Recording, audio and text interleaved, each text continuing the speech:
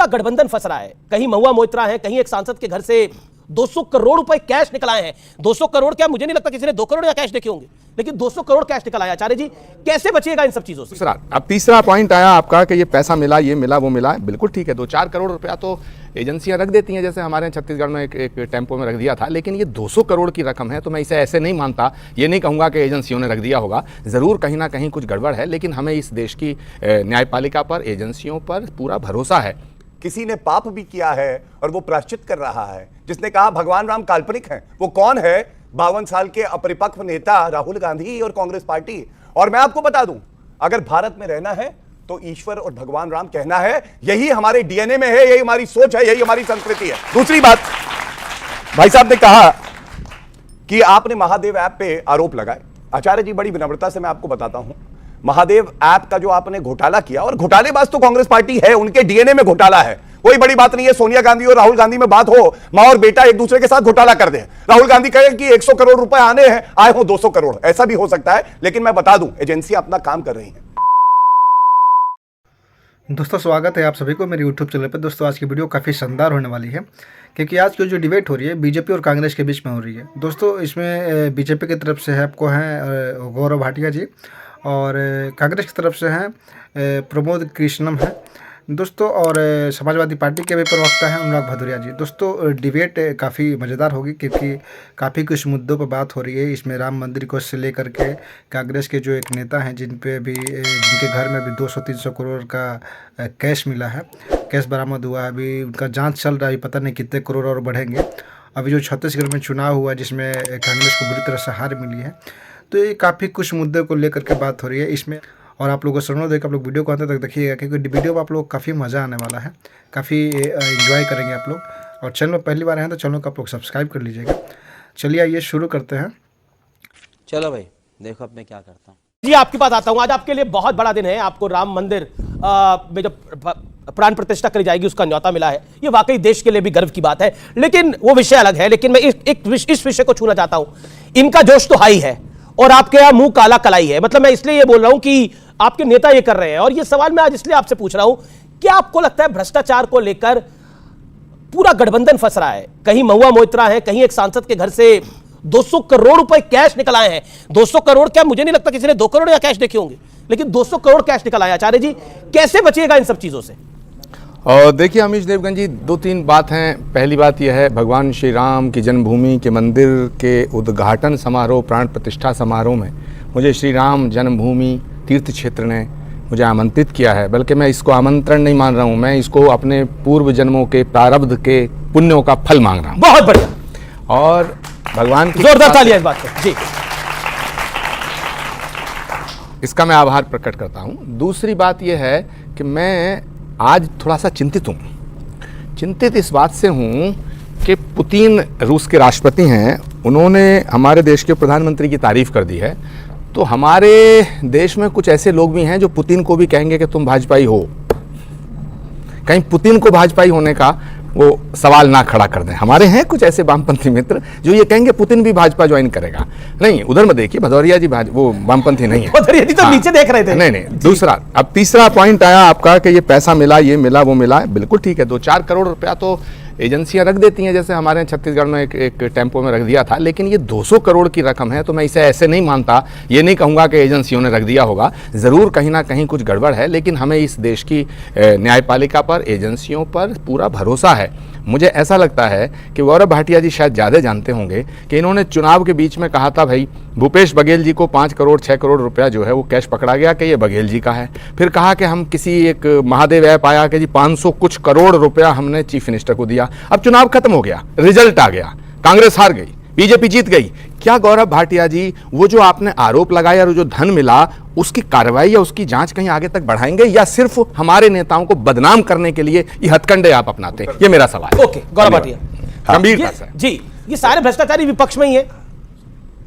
मैं पहले तो बधाई दूंगा कि इन्होंने अपने पिछले जन्म में जो पुण्य किए हैं उसका प्रारब्ध है, लेकिन किसी ने पाप भी किया है और वो प्रायश्चित कर रहा है। जिसने कहा भगवान राम काल्पनिक हैं, वो कौन है?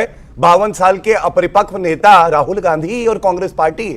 और मैं आपको बता दूं, अगर भारत में रहना है तो ईश्वर और भगवान राम कहना है। यही हमारे डीएनए में है, यही हमारी सोच है, यही हमारी संस्कृति है। दूसरी बात, भाई साहब ने कहा कि आपने महादेव ऐप पे आरोप लगाए। आचार्य जी, बड़ी विनम्रता से मैं आपको बताता हूं, महादेव ऐप का जो आपने घोटाला किया, और घोटालेबाज तो कांग्रेस पार्टी है, उनके डीएनए में घोटाला है, कोई बड़ी बात नहीं है। सोनिया गांधी और राहुल गांधी में बात हो, मां और बेटा एक दूसरे के साथ घोटाला कर दे, राहुल गांधी कहे कि 100 करोड़ रुपए आने हैं, आए हो 200 करोड़, ऐसा भी हो सकता है। लेकिन मैं बता दूं, एजेंसियां अपना काम कर रही हैं, वो अब सीबीआई पिंजरे का तोता नहीं रही जो आपके समय में थी, और ऐसी कार्रवाई होगी जैसा हम लोग कहते आए हैं।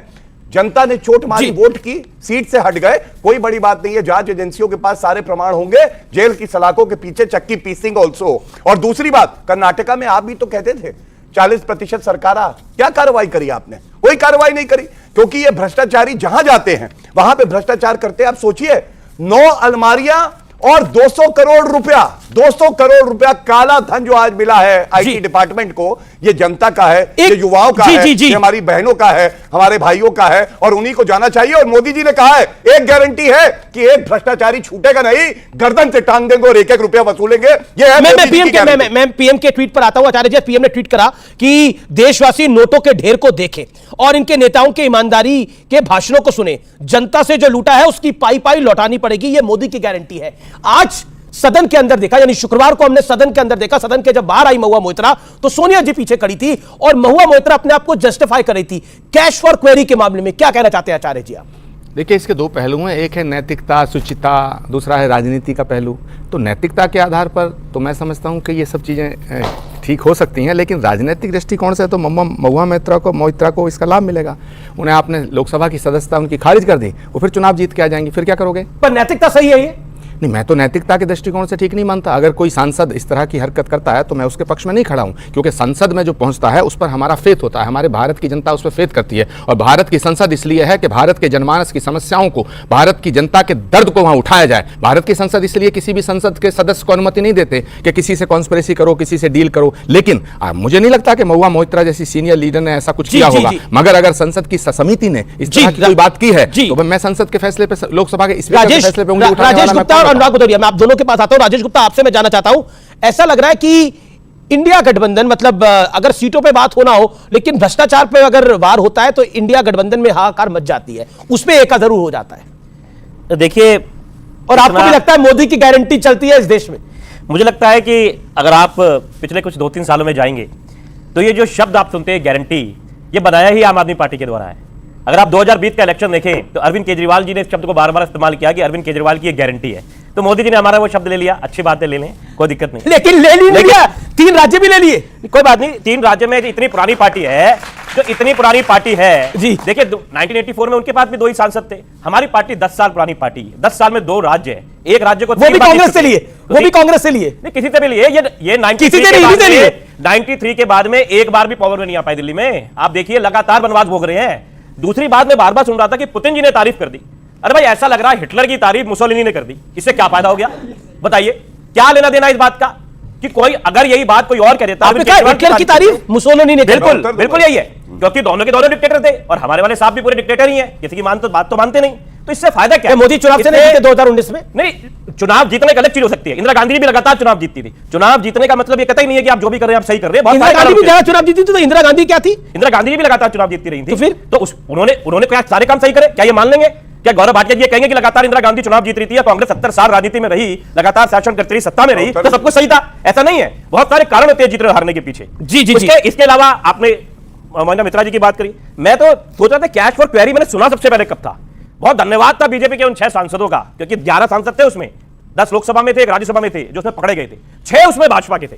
और उस वक्त आडवाणी जी ने कहा था कि ठीक है, इन्होंने करप्शन तो करा, लेकिन उससे बड़ी बात यह कि स्टूपिडिटी है और इनकी सदस्यता रद्द करना बहुत बड़ी सजा है, ऐसा नहीं होना चाहिए। तो क्या आज गौरव भाटिया जी ये कहेंगे कि आडवाणी जी गलत थे? ठीक है, ये अच्छा पॉइंट है, ये अच्छा पॉइंट है। आडवाणी जी गलत थे, Gaurav Bhatia, then Anurag, I will come to you. Gaurav Bhatia, देखिए, सबसे पहले इंदिरा गांधी पर आप पे आऊंगा आचार्य जी। मेरे देश के चुने हुए प्रधानमंत्री को हिटलर बुलाते हैं ना, तो मैं ये कहूंगा ओसामा बिन लादेन की पार्टी के और इदी अमीन से बड़ा कोई डिक्टेटर नहीं था, जनता को मारता था, ठगता था, वो इदी अमीन की पार्टी के ये प्रवक्ता हैं और जनता ने इनको सबक सिखाया। ये मुझे कहने की आवश्यकता नहीं, मैं रिपोर्ट कार्ड लाया हूं।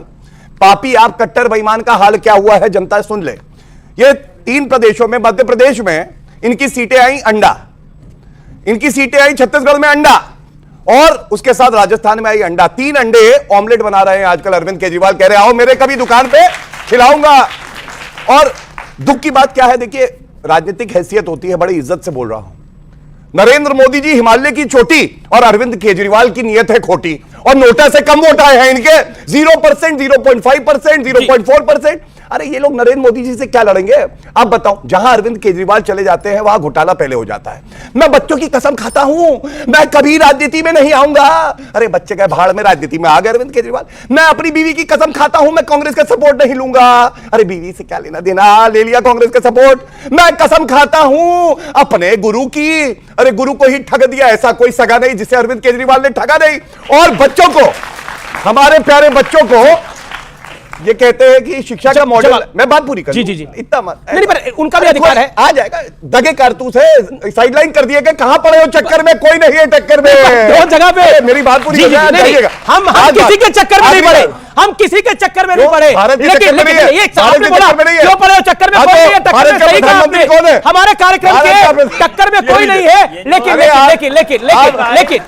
हमारे कार्यक्रम के टक्कर में कोई नहीं है, लेकिन लोकतंत्र का तकाजा है कि अगर 200-300 सीटों वालों का अधिकार है बोलने का, तो 2 सीटों वालों को भी अधिकार है बोलने का। ये लोकतंत्र का तकाजा कहता है।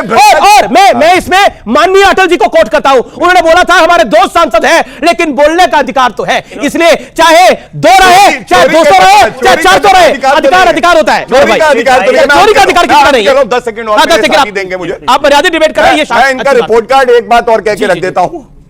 एक तरफ हैट्रिक लगी, तीनों प्रदेश नरेंद्र मोदी जी ने जितवा दिए, गारंटी थी। इनका रिपोर्ट कार्ड क्या है? 100% क्या? 205 सीटों में लड़े, 205 पे जमानत जब्त हो गई। 100% रिपोर्ट कार्ड अरविंद केजरीवाल का है। ये है पापिया। ठीक है, जवाब। अमीश भाई जो हमें 0 पे बता रहे हैं, वो दिल्ली में 2015 में ऑटो पे घूम रहे थे, 3 सीटें थी इनके पास, और अब की बार छोटे हाथी पे आ गए 8 है।